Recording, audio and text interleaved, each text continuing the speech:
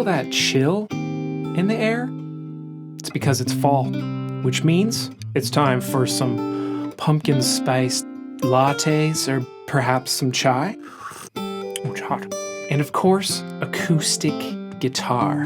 Now, the kind that makes you want to sit in a rocking chair, stare out the window all day.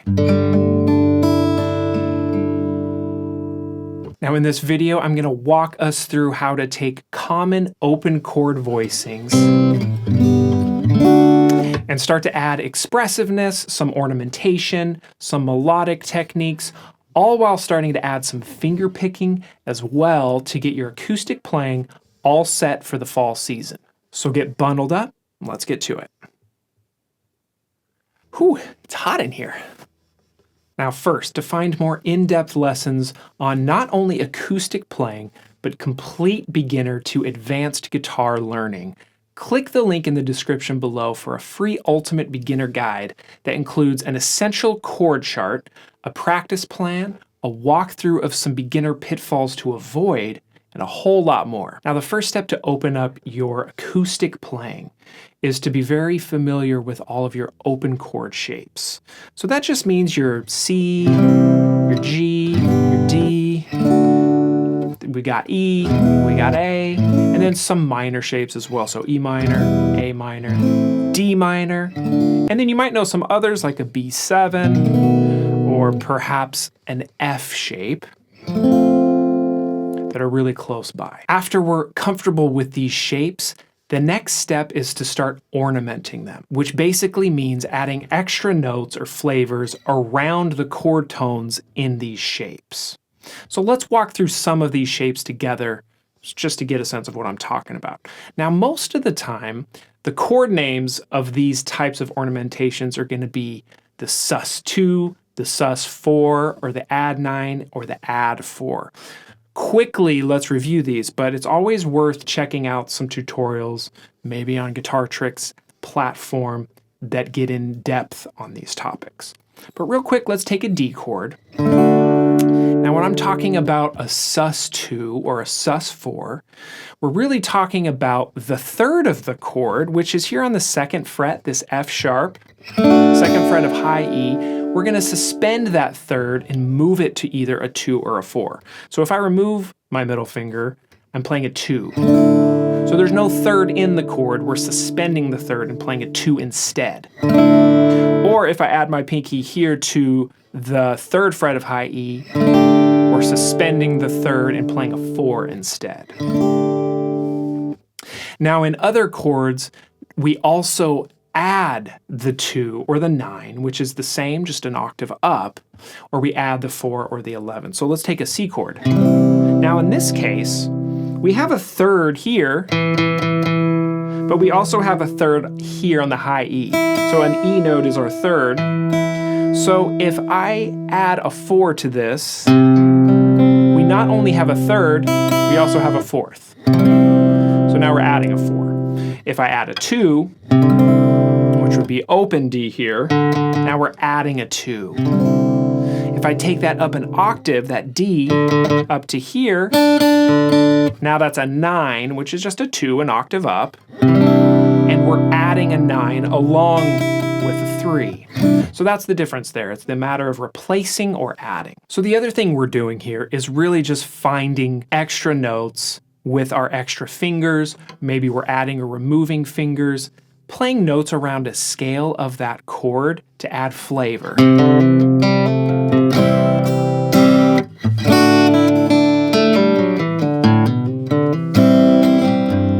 There's so much here we can do.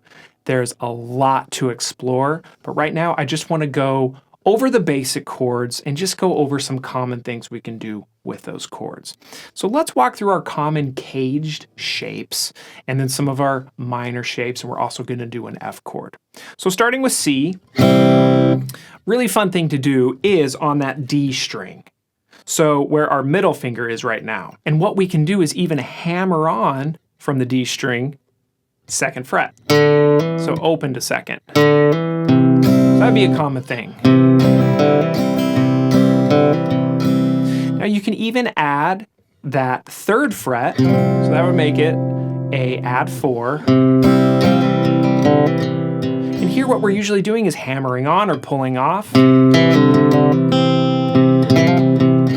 Let's take a look at our A shape here. A lot of times we fret it with 3 fingers, maybe with index, middle ring, pinky, and everything here for the sus chords is going to be on that B string. So removing the pinky, you get a sus 2. You can hammer on back to the 3rd. You know, I'm playing extra strings down here to really get some melodies happening. If we raise it by a semitone there, or a half step, we get a sus 4. And we can move all around it.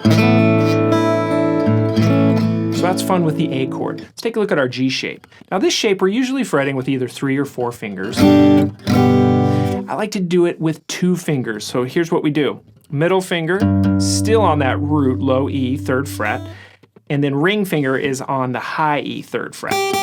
And what we do is mute the A string, get a really nice sounding G chord. Now this leaves us with 2 extra fingers here.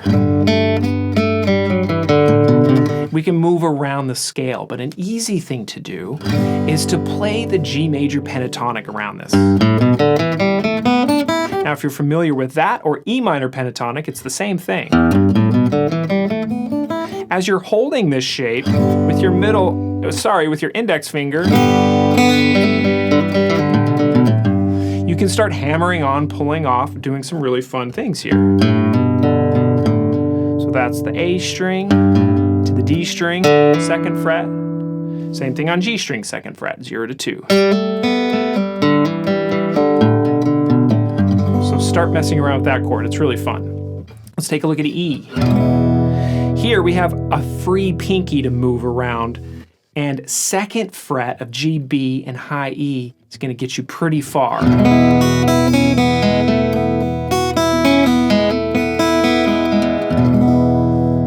Okay, D chord we kind of covered already, but it's all there on that high E.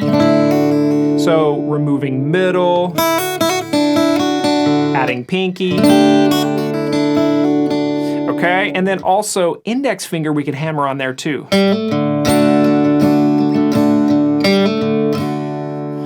Okay, let's talk about the F chord real quick. Now there's a few things here. Your small F shape looks like this. Now to play a major 7, you can always remove the bar, so you have it like that, and then hammer on your middle finger 0 to 2. That's a nice thing to do.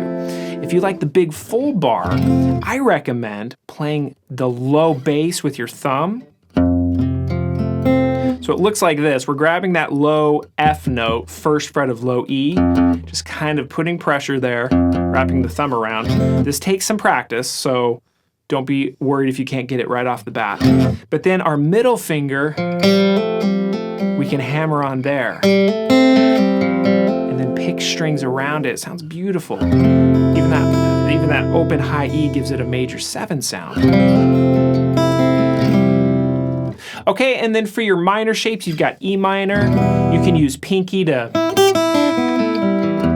got a sus 4 to a minor. Or if you're using index and middle, you've got 2 extra fingers there. Start messing around with things. A minor, same thing, pinky. Move it around, find some great notes. With A minor, you can hammer on and pull off any one of these notes you're already fretting.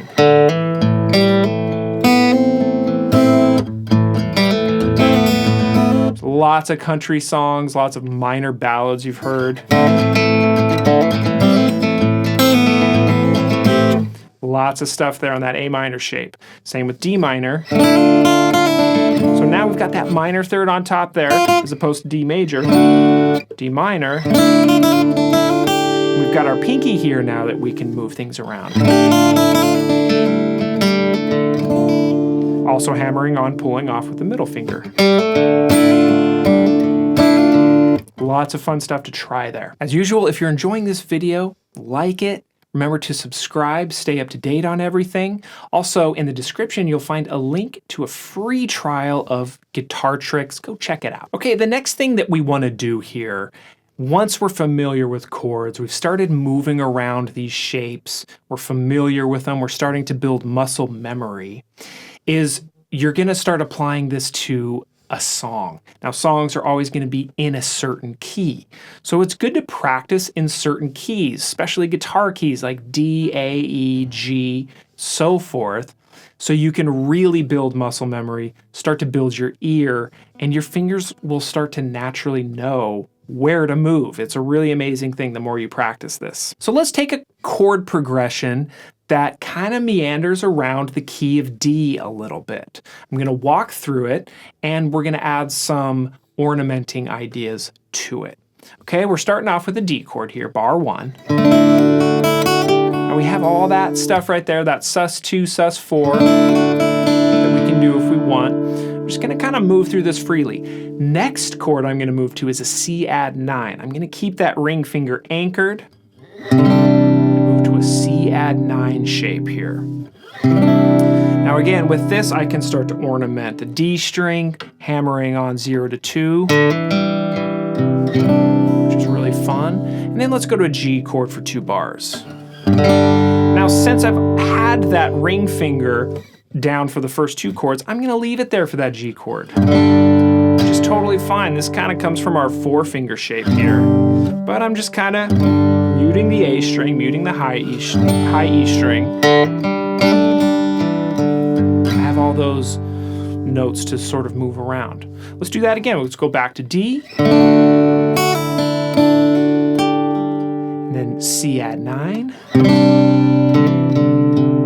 This time I'm going to go to a G over B. It looks like this. Now all this is doing, we're playing a G chord, but we're not putting a G in the bass. Now this allows us to do some really cool bass movement. So I'm here, and I'm going to move to another chord, which is a B flat 6 add 11.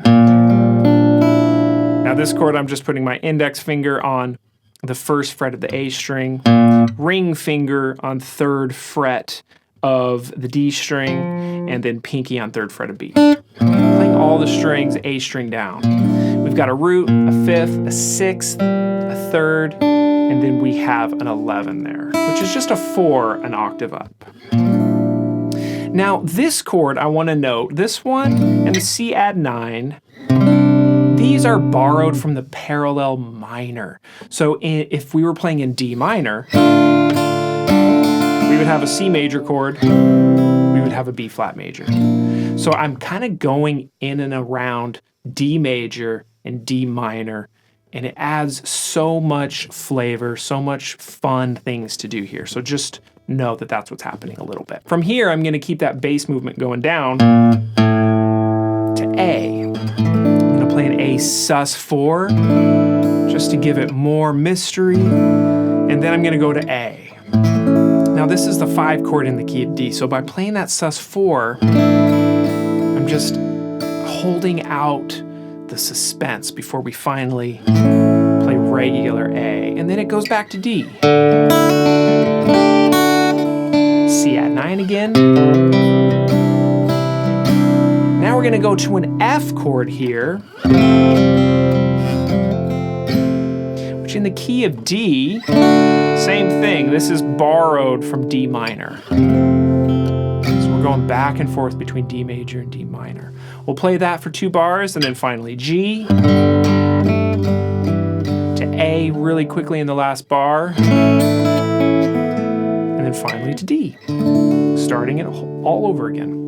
So now we've gone through the progression, and a good thing to do next is to try and add some finger picking. Find a simple pattern, play through it, and start ornamenting. You can even do it out of time. So let's try this. We're on D, C add 9, G, back to D, C add 9, G over B, B flat 6, add 11, A sus4 to A. So right there I found another note that just sounded good. Back to D, C add 9, F. That F is really great. It's an F sus2, or you could play the smaller version. And then to G, and A, finish on D. So right there, I'm just kind of freely going through it, finding notes that sound good, kind of improvising really. This is all stuff you can do when you learn how to ornament these chords. Now the last thing that I'll show you here that's super fun is to take a progression like this, add a capo. So I have a capo here, and I'm gonna move it up maybe to the 5th fret, start playing the same thing. Now what it's gonna do, it's gonna be completely different. For one, it's gonna be a lot easier to play things. So you can see even here, I'm able to add my pinky up 5 frets up. Now I have large hands, so I'm able to do this, but it was much harder to do this down here. Everything is more compact and compressed. I can even slide.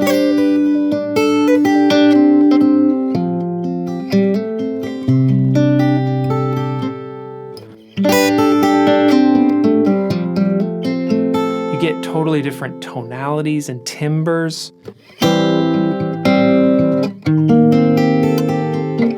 A sus4 to A, D, C add 9, F.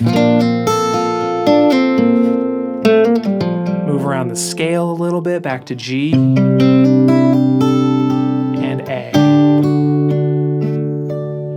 Okay, now I'm doing a lot of stuff here with finger picking. This is quite advanced, but you can see where it all leads to when you start moving these shapes around, finding notes, finding colors. Okay, now keep in mind this was very surface level introduction on these topics of ornamenting chords, finger picking, and playing with a capo.